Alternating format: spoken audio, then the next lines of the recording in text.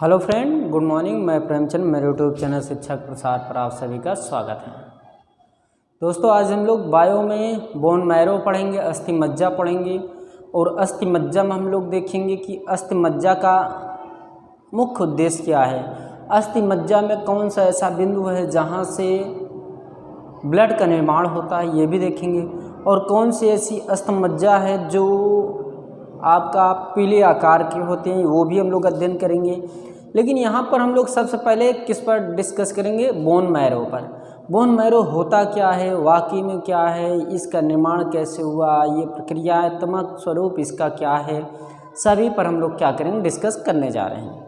तो चलिए हम लोग बोन मैरो हेडिंग क्या करते हैं, डालते हैं, फिर उस पर क्या करते हैं, थोड़ा विस्तार रूप से डिस्कस करते हैं।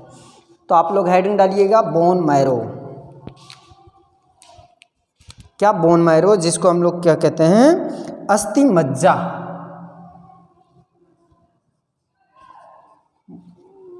बोन मैरो,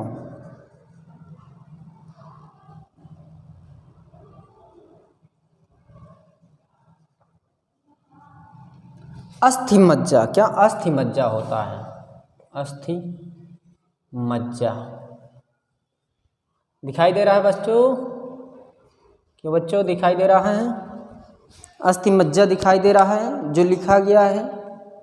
यस, दिखाई दे रहा है। थोड़ा सा धुंधला टाइप है, उसको अभी सही कर दिया जाएगा। जैसे कि अब देखिए, अगर मैं अस्थि मज्जा का एक चित्र बनाऊँ, छोटा सा नॉर्मल सा है, बहुत अच्छा यूनिक है। अगर मान लीजिए कि मैंने बोन मैरो का क्या किया, एक स्ट्रक्चर बनाना स्टार्ट कर दिया। देखिए मैं और अच्छे से इसको बताता हूँ। यहाँ से इसकी स्थितियाँ सेम कर देता हूँ, जिससे कि आराम से आसानी से बन जाए। ओके,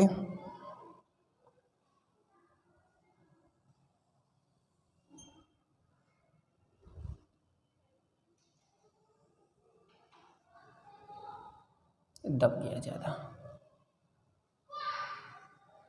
ये देखिए, अब मैंने एक, ये बोन मैरो है आपका, क्या है ये, बोन मैरो है। बोन मैरो, जिसको अस्थि मज्जा कहते हैं। क्या, अस्थि मज्जा। देखिए ये इसका और संरचना देखिए, ये थोड़ा सा हम लोग इस पर थोड़ा ऐसी स्थितियों का चर्चा कर देते हैं जो थोड़ा सा भिन्न हो।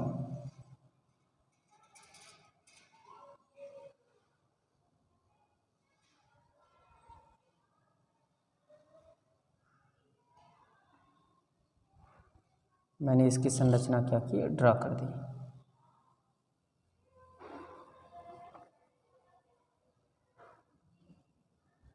अब देखिए, इसका हम केंद्र मानते हैं। देखिए ये मान लीजिए कि इसका केंद्र ये है।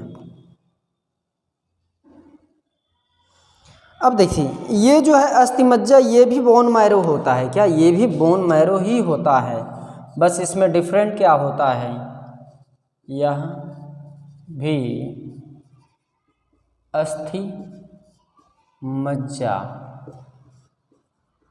होता है। लेकिन ये हम कह सकते हैं अस्थि मज्जा का केंद्र कह सकते हैं। क्या, अस्थि मज्जा का ये क्या है, केंद्र है आपका।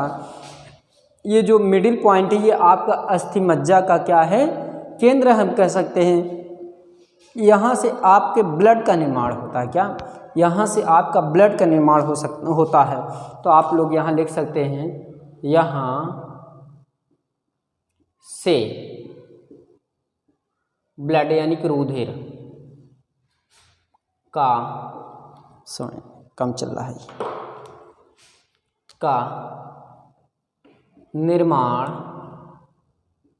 होता है। ओके, तो आपसे पूछ लिया जाए ब्लड का निर्माण कहाँ से होता है, कौन से ऐसी अस्थियां हैं, या हम कह सकते हैं मज्जा है, जहाँ से आपके बोन मैरो का, मतलब ऐसा कौन सा बोन मैरो का बिंदु है जहाँ से आपका क्या होता है, ब्लड का निर्माण होता है। ओके, समझ में आ रही है बात? तो इसको आप लोग ऐसे ड्रा करिए, और मैं इसमें कुछ और नए नए तथ्यों को लिख देता हूँ। जैसे कि मैं कह दूं कि ये जो सर्कल बनी है, ये जो सीमाएं बनी, इसको क्या कहते हैं, इसको हम लोग आंतरिक बोन मैरो कह सकते हैं। क्या, आंतरिक बोन मैरो। क्या, यहाँ पर हम लोग कह सकते हैं यह अंदर का अस्थि मज्जा होता है, अस्थि मज्जा होता है। और इसको हम लोग क्या कह सकते हैं, यहाँ पर यह लाल रंग का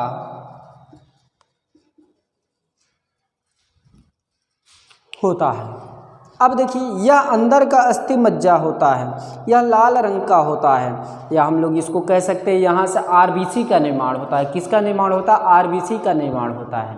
आरबीसी श्वेत रक्त कणिका हिंदी में बोलते हैं। तो इसको आप लोग लिख लीजिए, यहाँ पर आरबीसी का निर्माण होता है। यहाँ पर किसका निर्माण होता? आरबीसी का निर्माण होता है। इतनी बात क्लियर? अब देखिए, अगर मैं इस पुच्छ की बात करूँ, इस पुच्छ की, तो ये क्या है? ये येलो बोन मैरो है। क्या? Yellow bone marrow, yellow bone marrow, yellow bone marrow है। देखिए, ये अच्छी चीज़ें हैं, ये बहुत ही इम्पोर्टेंट हैं।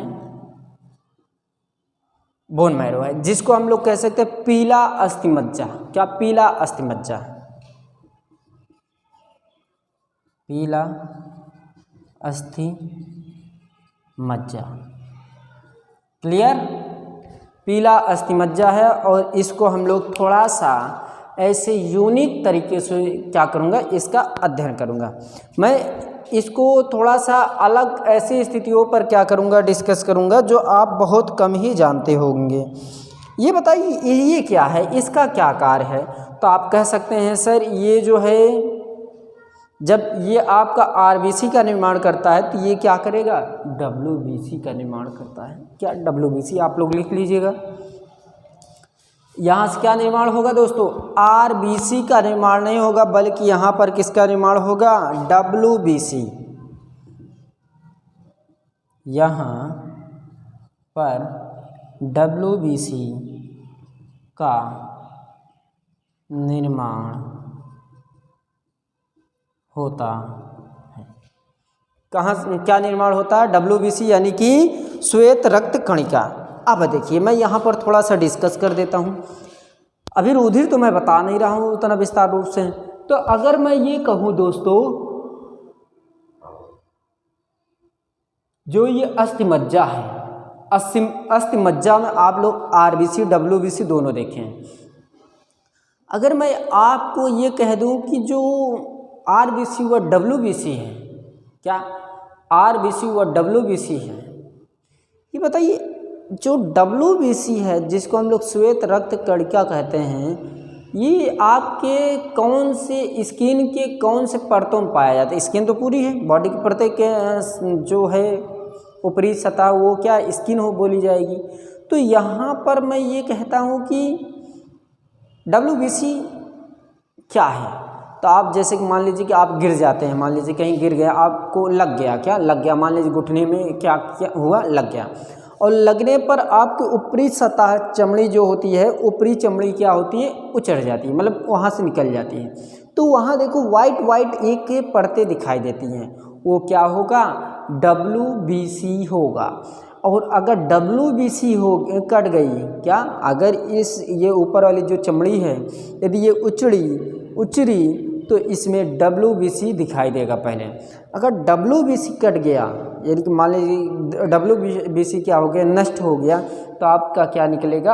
आरबीसी का निर्माण होगा। नहीं समझ में रहे हैं? समझिए, मेरे कहने का अर्थ ये है कि जो डब्ल्यूबीसी है, डब्ल्यूबीसी आपको ऊपरी सतह पर नहीं, बल्कि इसके जैसे कि ये जो आपका बाहरी स्किन है, इसको आप थोड़ा सा क्या करिए, कुरेद दे दीजिए, ऐसे नाखून से नहीं, ऐसे मान लीजिए गिर जाइए तो आपका क्या हो, ये ऊपरी सतह का चमड़ी क्या हो, उचड़ जाए। और उचर जाने पर तो आपको एक सफ़ेद सफ़ेद सी झिल्ली दिखाई देगी, वो आपका क्या है, WBC। और देखते हैं कि जब उचर जाता है तो WBC से एक तरल पदार्थ निकलता है जो पानी के आकार का होता है, चिपचिपा टाइप, या हम कह सकते हैं पानी ही है मान लीजिए कि, तो वो रेड टाइप नहीं होता, वो एक नॉर्मल पानी के जैसा होता है, राइट।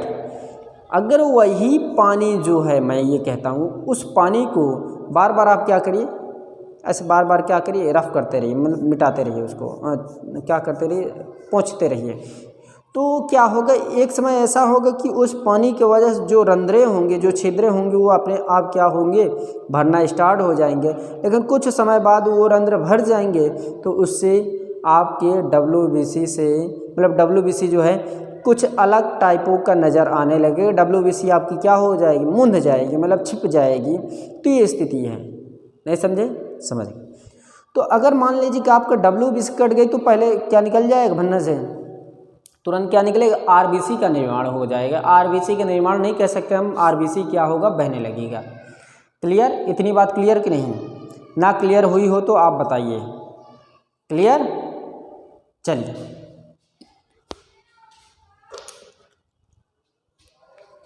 अब देखिए, ये तो हमारा रहा कुछ नया तथ्य, किस पर, अस्थिमज्जा पर। अगर मैं इसी पर खोपड़ी, कुछ हड्डियों के बारे में डिस्कस कर देता हूँ। अगर हम थोड़ा सा यूनिक प्रश्न पूछे, इसको भूल जाइए, तो मान लीजिए मैं आपको कहता हूँ रुधिर का निर्माण, क्या, रुधिर का निर्माण, क्या, रुधिर का निर्माण, क्या, रुधिर का निर्माण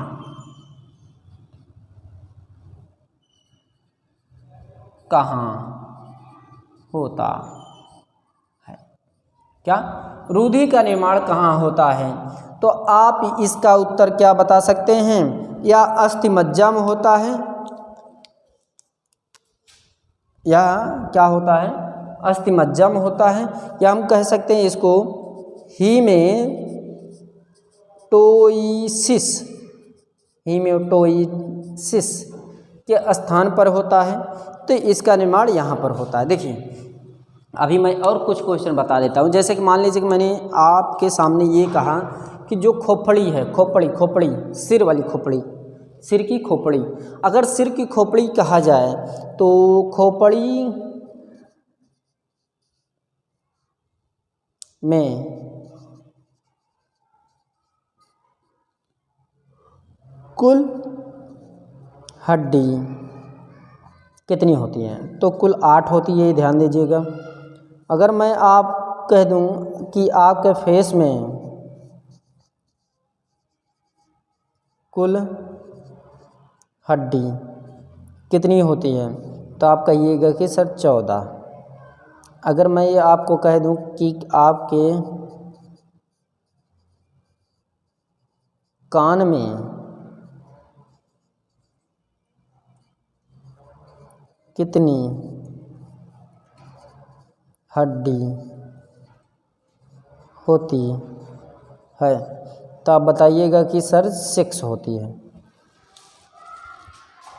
ओके, इतनी बात क्लियर, सभी को दिखाई दे रहा है, जहां तक उम्मीद सभी को दिखाई दे रहा है। देखिए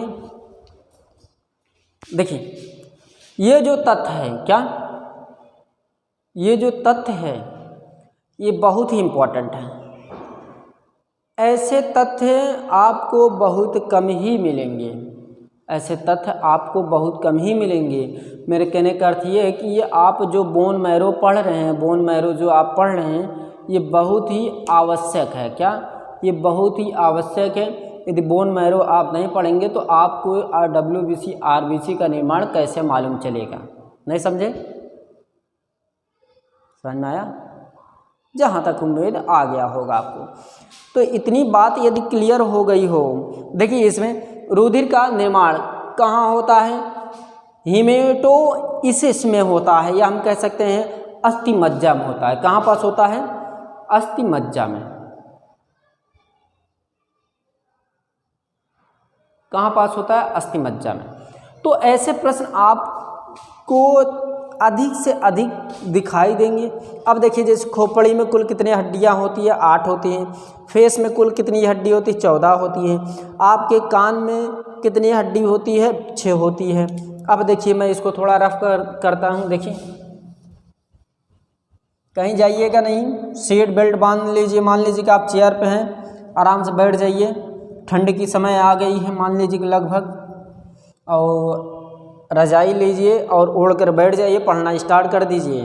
ठंडी महसूस ही नहीं होगी और आपको अच्छा ज्ञान मिलता रहेगा।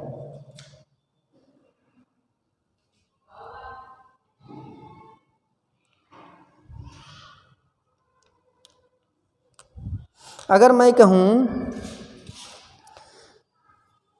एक प्रश्न,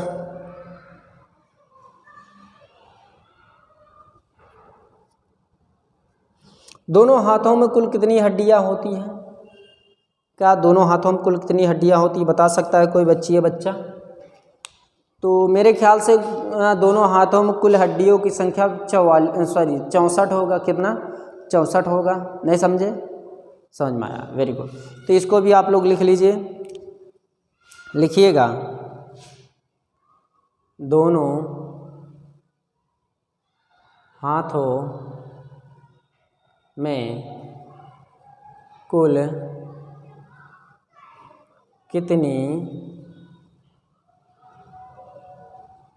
हड्डियां होती हैं? दोनों हाथों में कुल कितनी हड्डियां होती हैं? 64। ओके। अगर मैं ये कहूँ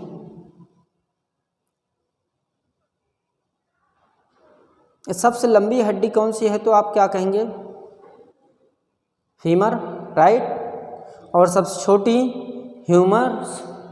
सबसे बड़ी ये हड्डी क्या होगी आपकी? सबसे यहाँ पर मैं लिख देता हूँ, ज़्यादा बेटर रहेगा।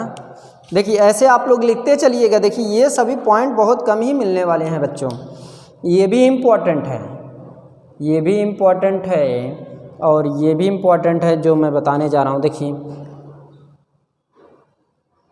देखिए सबसे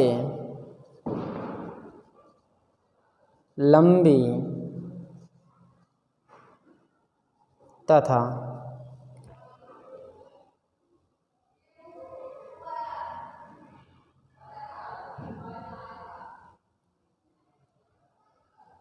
सबसे लंबी, लिखिएगा ना, सबसे लंबी हड्डी is equal to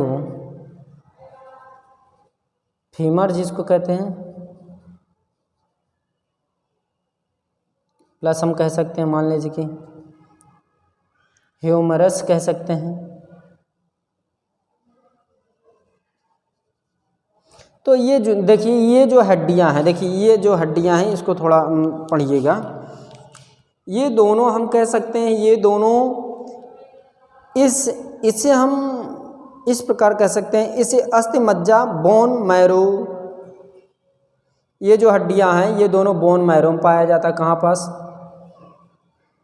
bone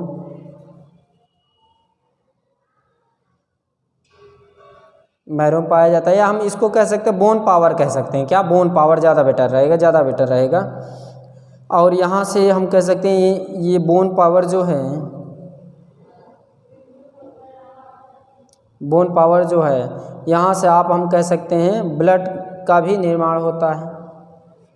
blood का निर्माण कई जगह से होता है, लेकिन मुख्य जो होता है उसकी बात अलग है। ओके, तो इसको आप लोग लिख लीजिए।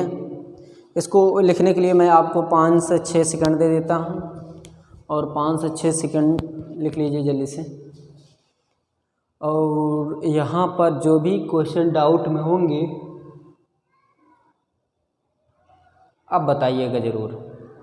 बोन मैरो अब मेरे ख्याल से जहाँ तक है विस्तार रूप से आपको समझ में आ गया होगा। आने वाले क्लास में हम लोग कुछ नए तथ्यों पर क्या करेंगे, विचार करेंगे। इसको रफ किया जाए, चलिए रफ करते हैं और इसको समझते भी हैं। तो यहाँ पर एक पॉइंट छोटी सी डिस्कस कर लेते हैं, रफ करते हैं हम।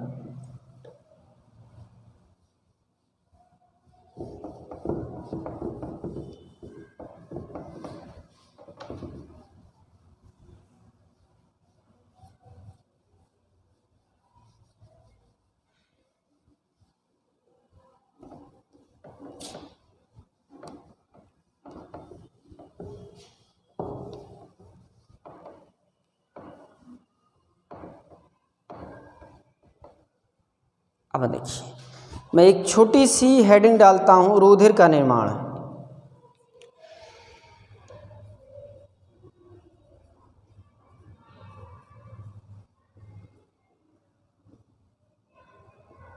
रुधिर का निर्माण।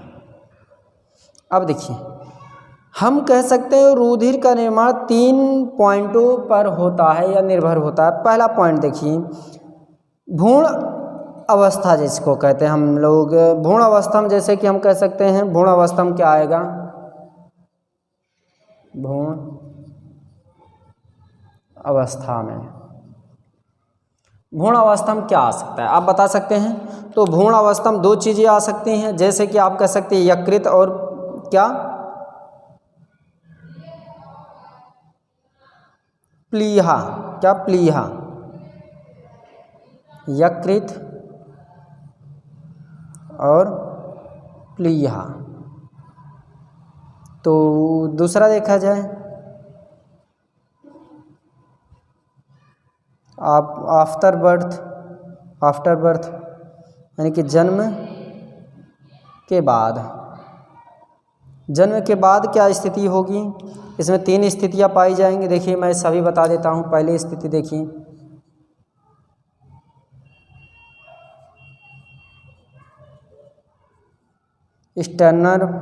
स्टर्नर्म, दूसरा आएगा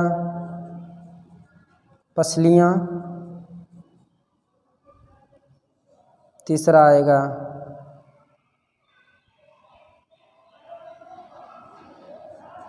रीढ़ की हड्डी। क्या, रीढ़ की हड्डी। ओके। अगर मैं इसका तीसरा पॉइंट देखूं, हम बोल सकते हैं वयस्क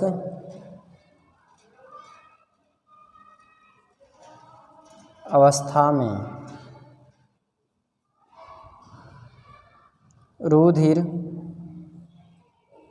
का निर्माण,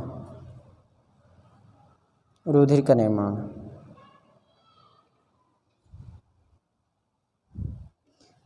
फीमर और ह्यूमरस। तो ये मैंने आपको बताया और इसको आप लोग थोड़ा गहन अध्ययन करिएगा, क्योंकि ये प्रश्न अधिक से अधिक पूछे जाते हैं। अब इस पर तो मुझे ज़्यादा टिप्पणी तो करने की ज़रूरत है नहीं।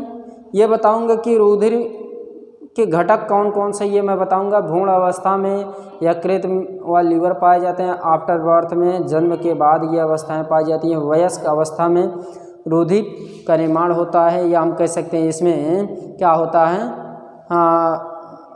फीमर और ह्यूमरस होता है। तो ये स्थितियाँ आपको याद करना है। ओके। तो ऐसी स्थितियाँ आपको पढ़ना है और आने वाले क्लासों में हम आपको बताएंगे और गहन अध्ययन करा करके आपको। तो दोस्तों यदि मेरी क्लास पसंद आ रही हो तो आप प्लीज़ लाइक कीजिए, शेयर कीजिए, कमेंट करना ना भूलें। तो आज क्लास यहीं पर समाप्त करते हैं। Thank you very much. धन्यवाद दोस्तों।